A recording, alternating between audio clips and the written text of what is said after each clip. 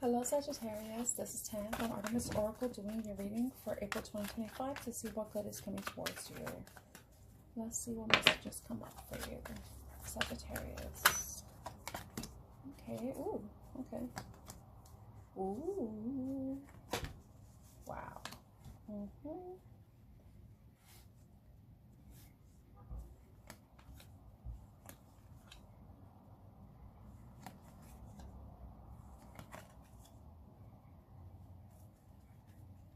At the bottom of the deck, you have Ten of Pentacles. Ten of Pentacles with the Page of Pentacles and the Ace of Wands.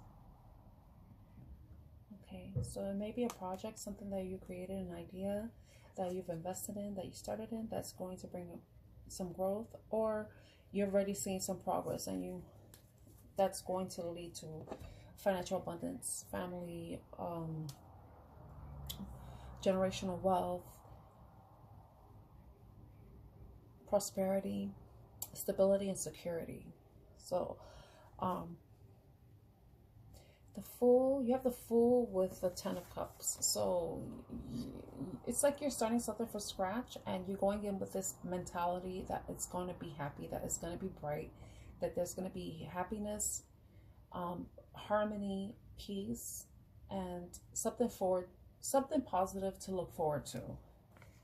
Then you have the Wheel of Fortune with the Five of Wands. So it's indicating that you may have faced some sort of conflict, competition, or you may have been going through some conflict or mental conflict, stress because of personal issues, maybe something going on, but it's like you're seeing some positive changes in your life. There are going to be some positive changes. So it's like your luck is going to turn around with this, with the Wheel of Fortune being in the upright. Then you have the Ace of Swords. So there may be somebody racing forward towards you or aggressively, but they're coming towards you to bring you some clarity, to bring you some truth, or you possibly have an idea that you're going to be running with. You know, it's something that you're going to feel the need to act on very quickly so that, you know, it doesn't get lost. But then you have the Three of Swords and the Ten of Wands. So that's indicating that you're releasing the burden of heartache, past disappointments, past setbacks that you've experienced. So this is looking like a reading that's going to need some clarification because there's a lot of stuff going on. So it could also be read as if, right here, when you put the Fool and the burden, it's like you're walking away from something that was a burdensome situation, or you're releasing responsibilities, or responsibilities that you've been solely carrying the burden. You know, like it's responsibilities that you've only had the burden of taking care of. Like it was only you who was possibly like doing all the work. Like you were doing all the work. You didn't have any support. You didn't have any anyone to help you in any way, to relieve you of the burden, to take some of the wands off you. So it's like this heavy burden is something that's going to be lifted off of you. It's going to be a weight lifted off your shoulders.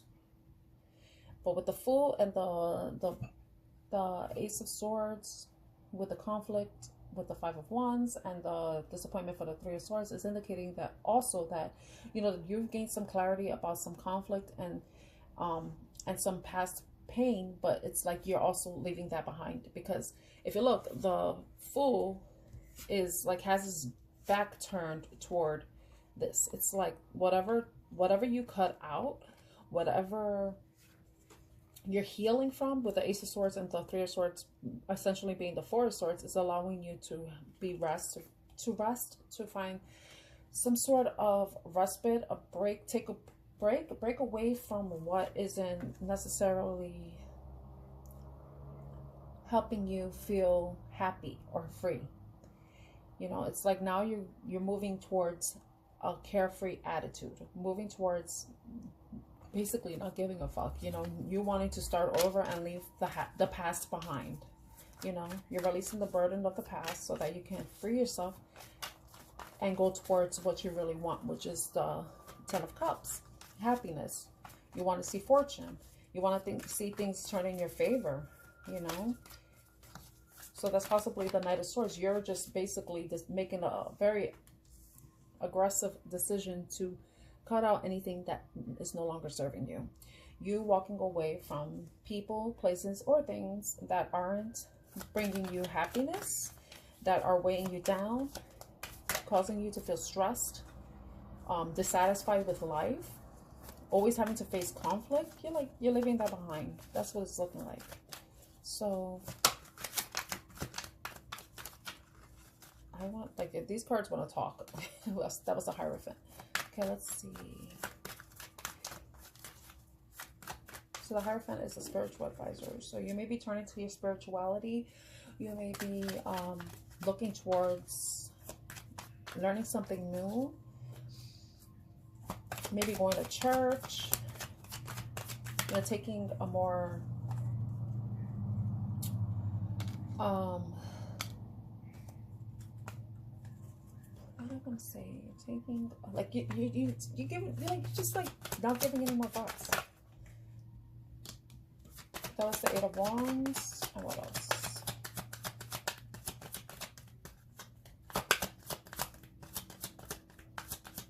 Anything else? Okay, that was it.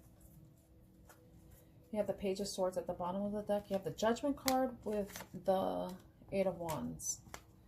So it's like you finally, a decision was either made, or you made the decision to just, you know, you probably communicated something to someone, or someone communicated to you that let you know that yeah, it's time to move on. It's time to move on from whatever the situation is. And that's going to allow you to feel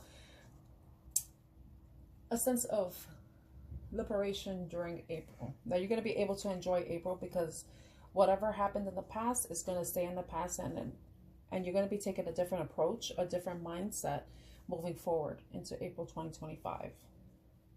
So there's going to be some truth communicated to you. Somebody's going to tell you something that they either observed, or it's something that you observed. Maybe a communication that you saw, you received, that's allowing you to make a final judgment call, allowing you to set yourself free, essentially. Because the truth shall set you free. And you're going to be celebrating about something that is, you know, when people celebrate, you could be divorcing somebody. It could be a judgment, you know, the divorce is being finalized, and now you're free. You're free to move forward, free to go towards your happiness. And you're going to be celebrating with your friends. You're going to possibly be, you know, opening yourself to meeting somebody new, especially if this is a long-standing divorce proceeding, like it's something that's been taking a long time to do, or to, you know, there's a constant, you know, the separation of assets and, you know, custody, all that stuff. It's finally being resolved, and you're able to move forward and, like, start to decide what you want for the future, you know. And also, you possibly are considering moving forward in a relationship where you can have the happiness that you were denied in the previous relationship if it was a divorce. So now you're going to be using your intuition more to guide you, and being more discerning on how you choose a future partner. Yeah, you're going to be blocking out anybody that's going to remind you of the past, remind you of, you know, probably a past person, past conflict. It's like you're aware of the red flags, and you know that it's important for you to keep your guard up and protect yourself from anything that isn't as authentic as it's presenting itself to be, or it will be a threat to your peace and happiness.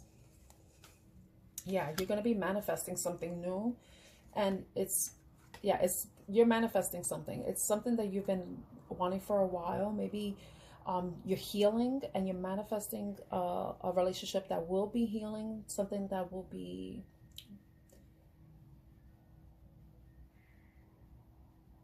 help you. And it doesn't necessarily have to be a romantic relationship. It could be a friendship of some sort, but you want to be, I'm thinking it's love. You want to manifest somebody that is going to match you, match your energy, who's going to be honest, who is going to be forthright, who's going to be vulnerable with you, especially if you're one who tends to be vulnerable in relationships. You know, you want to feel safe, you want to feel secure, you want to be able to let your hair down and not be guarded. So you're being very careful with how you're moving forward, because you understand how important it is for you to be at peace and to not, to minimize conflict in your life as much as possible. Because some things are beyond your control. Okay, let's see what your witchcraft message is for April 2025 for Sagittarius. Sagittarius, what messages do we have for Sagittarius? What witchcraft message do we have for Sagittarius for April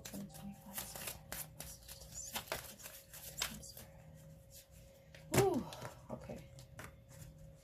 2 cards that kind of went on the side. Okay.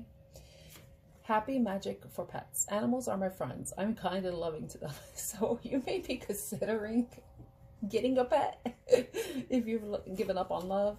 But I think that something in the past has kind of deterred you from wanting to have relationships in the past because of how disappointing people have been. Because of how disappointing people have been. So maybe you're considering getting an animal's friend instead of finding a partner. But it says the wishing tree, my wishes grow big like a tree. So whatever it is that you're wishing for, maintain a positive mindset and keep taking care of yourself, focusing on yourself and making sure that your needs are being met. And, you're not allowing any conflict to enter into your sphere, into your energy field. And, essentially be able to know that whatever it is that you're wishing for, it can come true. You just have to keep pouring into what will serve you and dumping what won't. It's about you being careful with how you pour yourself into situations, or pour your energy or emotions into situations and people, and allow things to come to you when they're meant for you, rather than to be chasing. I see this bird in the back, and I think it's a stork. So it's about a rebirth. It's about something new starting, something new being created, and it could be what it is that you're manifesting. Oh.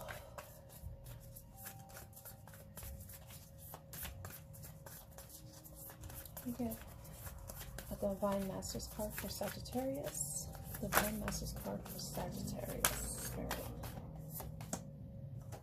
Oh my gosh, I'm not even going to say that word. Transcending fear. Facing fear leads to fearlessness. Embracing your own power. With what you're doing and walking away, turning your back against any burdens and stuff, it's you exerting your power.